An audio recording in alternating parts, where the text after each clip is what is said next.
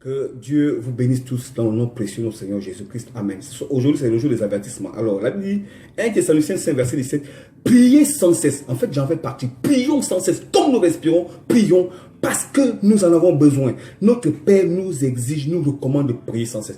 Prions sans cesse. Et que ce soit notre force, notre leitmotiv, notre puissance. Et que nous marchons dans la prière. Et nous vivons dans la prière. Nous respirons la prière. Nous regardons la prière. Et nous faisons toute la prière.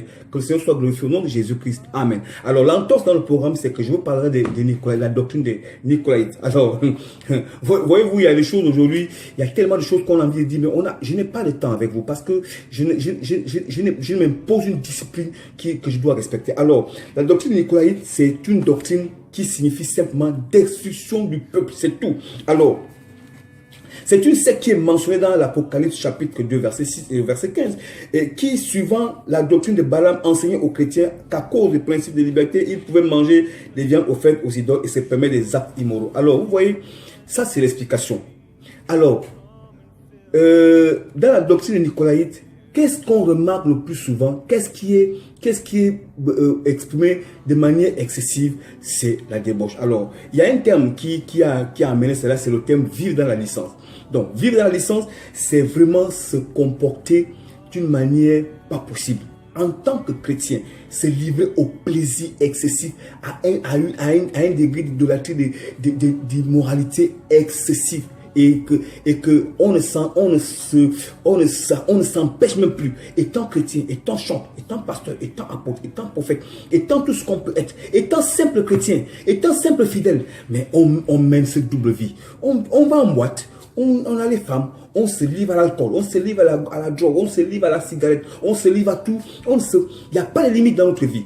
Donc en même temps on va à l'église, en même temps on pratique l'œuvre de Dieu. Alors, voyez-vous, Deutéronome chapitre 29, verset 19 dit ceci, que personne, après avoir entendu les paroles de cette alliance contractée avec serment, ne se glorifie dans son cœur et ne dise, j'aurai la paix quand même, je suivrai les penchants de mon cœur et que j'ajouterai l'ivresse à la soif.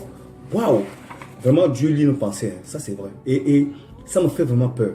Ça me fait vraiment peur parce que je ne suis pas moi-même aussi, je ne suis pas moi-même intègre. Mais je m'attelle à devenir ce que Dieu veut que je sois. Et je me bats à être celui que Dieu veut que je sois. Parce qu'il faut d'abord parler de soi-même, hein, avant de parler des autres. Il faut d'abord enlever la poutre qui est dans mon œil.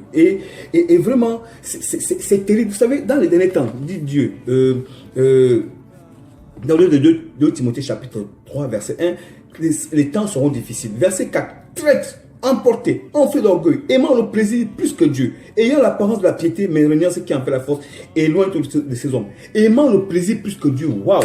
Voyez-vous, c'est trop fort. Les hommes, les chrétiens sont devenus terribles et se sont laissés emporter. La doctrine des Nicolaïtes se vit dans nos églises, se vit dans nos pays, se vit partout. Alors, Nicolaïte, ça veut dire destruction du peuple. Vous savez, je voulais juste notifier quelque chose. Nikos vient de Nike. Nico vient de Nike. Et vous savez, la marque Nike, c'est pas anodin.